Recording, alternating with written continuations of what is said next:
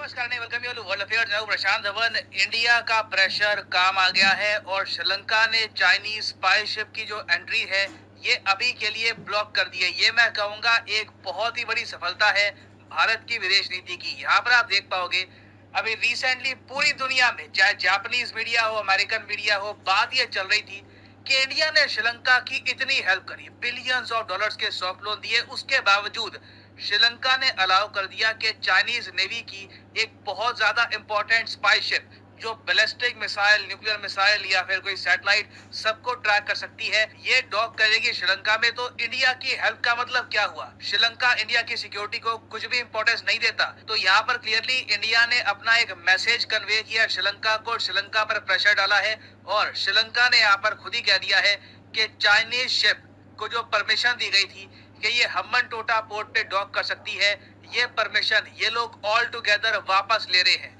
अपने आप में एक मेजर स्टेप है। यहाँ पर आप देख पाओगे श्रीलंकन सरकार का ये नोटिफिकेशन है और आपको याद होगा मैंने इस पर वीडियो भी बनाई थी कि इंडिया श्रीलंका के इस मूव से काफी नाराज था इनिशियली और नाराजगी इंडिया ने शो करी और फाइनली हम देख रहे हैं कि श्रीलंका ने एक नाराज इंडिया को बना।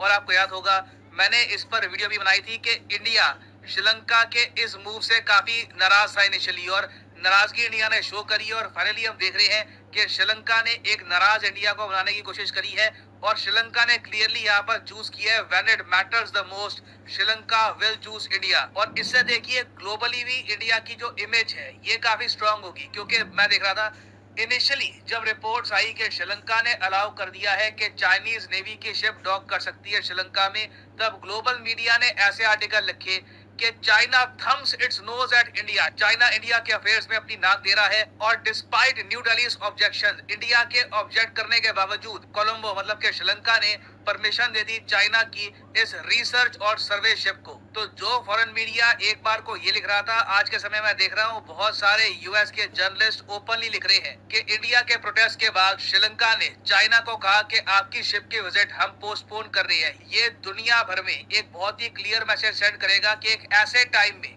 जब चाइना अल्ट्रा अग्रेसिव हो रहा है, ताइवान के अगेंस्ट बहुत अग्रेशन दिखा रहा है, इनको एक डिप्लोमेटिक लॉस हुआ है, डिप्लोमेटिक हार मिली है चाइना को इन श्रीलंका। तो इस वीडियो को हम डिस्कस करते हैं डेप्थ के ये सब हुआ कैसे कि श्रीलंका ने पहले परमिशन दे दी फिर परमिशन वापस ले ली। How did this even happen? In depth इसके बारे में मैं आपको जानकारी दूंगा, मगर आगे बढ़ने से पहले आपसे क्वेश्चन पूछूंगा। क्वेश्चन यहाँ पर ये है, ताइवान के इर्द गिर्द कोस्टल एरिया में वो कौन सा देश है जो अपने इतिहास की सबसे बड़ी मिलिट्री एक्सरसाइज कंडक्ट कर रहा है? जी हाँ, सबसे बड़ी military exercise in its existence.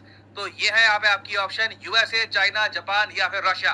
Comment section में करिए उत्तर, सही आंसर मैं आपको दूंगा वीडियो के अंत में। अब मुझे बताइए यहाँ पे आप एक क्वेश्चन पूछोगे कि श्रीलंका के जो प्रेसिडेंट है इनका तो मजाक सा ही बन गया है कि एक बार को इन्होंने चाइना की जो ये शिप है इसको इजाजत दे दी कि ये हम्बनटोटा में डॉक कर सकती है, फिर इन्होंने इजाजत वापस ले ली। तो इनके प्रेसिडेंट यहाँ पर क्या कह रहे हैं? देखो पहली बात तो ना एक और बहुत ही इंपॉर्टेंट क्लैरिटी मिली है दुनिया को इस पूरे इशू को लेकर। ये बात मैंने आपको पिछली वीडियो में बताई थी कि श्रीलंका के प्रेसिडेंट ने ही इससे पहले चाइना की मिलिट्री सर्वे शिप को परमिशन दी थी कि ये श्रीलंका का जो पोर्ट है हम्बनटोटा वहां पर डॉक कर सकती है, मगर वो प्रेसिडेंट विक्रम सिंघे नहीं थे। आज के समय श्रीलंका के जो प्रेसिडेंट हैं की मिलिट्री सर्वे शिप को परमिशन दी थी कि ये श्रीलंका का जो पोर्ट है हम्बनटोटा वहां पर डॉक कर सकती है, मगर वो प्रेसिडेंट विक्रम सिंघे नहीं थे।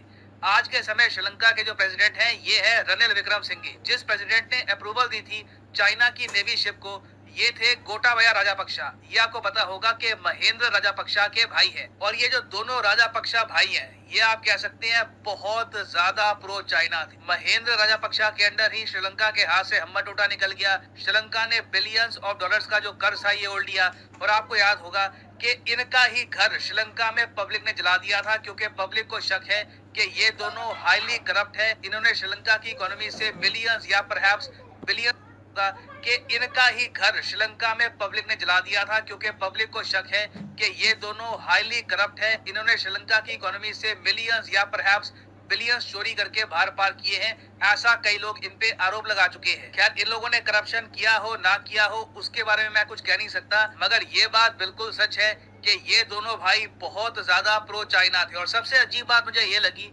कि श्रीलंका में जब लोगों का गुस्सा 7वें आसमान में था, लोगों ने राजापक्ष का घर जला दिया। राजापक्ष और उनके भाई को लिटरली भागना पड़ा अपने देश से, और ये बाकी कंट्रीज में जगह ढूंढ रहे थे कि कोई कंट्री हमको जगह दे दो, हमें बस अभी के लिए सेफ्टी चाहिए। उस वक्त दोनों भाइयों ने चाइना को भी कॉल किया था, चाइना को कहा कि आप प्लीज अपने यहाँ हमको जगह दे दीजिए, हमने आपके लिए इतना काम किया है।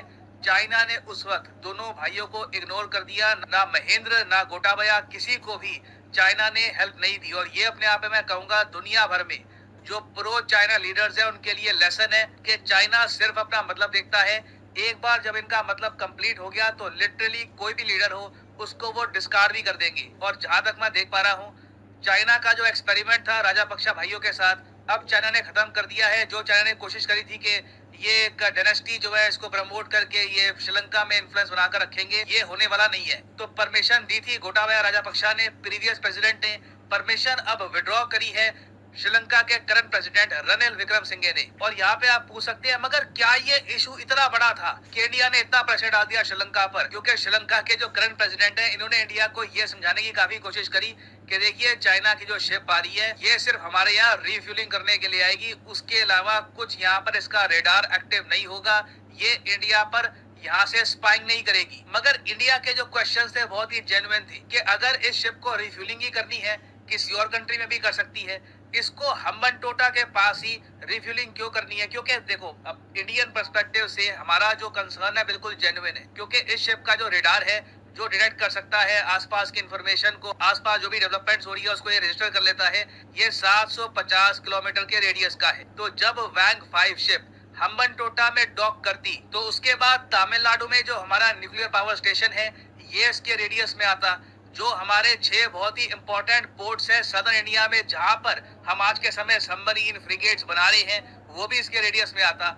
हम ऐसा जोखिम क्यों ले, हम चाइना को इतना जरा एक्सेस क्यों दे अपने इंपॉर्टेंट एसेट्स का? और अगेन जब मैं रेडियस की बात कर रहा हूँ 750 किलोमीटर, तो मैं एरियल रेडियस की बात कर रहा हूँ। तो ग्राउंड लेवल पर जो इसका रेडियस है और ज्यादा बड़ा होता है, इट इज फार बिगर। तो 2022 में जो हमने देखा है ये कंप्लीटली डिफरेंट इंडिया है फ्रॉम 2014। आपको 2014 में याद होगा कि श्रीलंका की सरकार ने, उस वक्त महेंद्र राजापक्षा थे श्रीलंका के प्रेसिडेंट, उस टाइम श्रीलंका ने परमिशन दे दी चाइना को कि ये लोग एक न्यूक्लियर सबमरीन डॉक कर सकते हैं कोलंबो पोर्ट में। इंडिया ने इसका प्रोटेस्ट किया मगर श्रीलंका ने इंडिया का प्रोटेस्ट कर दिया था इग्नोर। मगर आज के समय श्रीलंका इंडिया का प्रोटेस्ट इग्नोर नहीं कर सकता। India is far important for Sri Lanka, और इसलिए हम देख रहे हैं कि India pressure has worked, China की ship for the time being Sri Lanka में डॉक नहीं करने वाली। अब यहाँ पर आप कहेंगे कि ये सब हो गया, चाइना ने इस पर क्या रिएक्शन दिया है?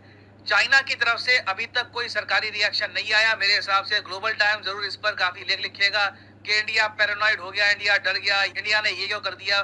तो वो अपनी तरफ से इसका प्रोटेस्ट करेंगे, बोलेंगे कि इंडिया को थोड़ा सा कोऑपरेटिव होना चाहिए वगैरह। बट इन रियलिटी चाइना के पास हमसे बहुत ज्यादा पैसा है, कई कंट्रीज पे इन्फ्लुएंस है, मगर तब भी इंडियन फॉरेन पॉलिसी को इतने सारे रिसोर्सेज के साथ भी ये इंडिया के नेबरहुड में बीट नहीं कर पाए, स्पेशली इन श्रीलंका। तो यहाँ पर चाइना को डेफिनेटली देखना चाहिए अपने फेलियर के ऊपर। ना वापस आते हैं अपने क्वेश्चन की तरफ कि कौन सा कंट्री अपनी लार्जेस्ट एवर मिलिट्री एक्सरसाइज कर रहा है आज के समय ताइवान के आसपास। तो सही उत्तर यहाँ पे है ऑप्शन बी,